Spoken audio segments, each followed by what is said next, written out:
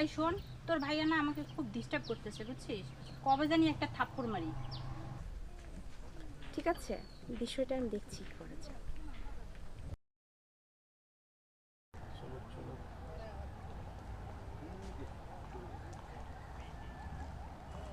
দোষ ঝামেলা কি? মন খারাপ নাকি? আচ্ছা শোন, তোর একটা বুদ্ধি নেই। তুই 4-5 দিন আর ওর পিছনে ঘুরঘুর করিস না। আমরা প্রতিদিন যাই, হ্যাঁ, ওই জন্য দাঁড়িয়ে থাকি, এই কাজটা করা যাবে না। হ্যাঁ, কারণ হচ্ছে গিয়ে ও যদি তোর সত্যি ভালোবাসা থাকে তাহলে দেখবি ও তোর খুঁজতেছে, আর তখনই বুঝবি ও তোর ভালোবাসা। হাসান তো সত্যি কথা বলেছে, জোর করে ভালোবাসা হয় না। নীলা আমাকে ভালোবাসলে আগেই বলতো। তুই ঠিকই বলেছিস।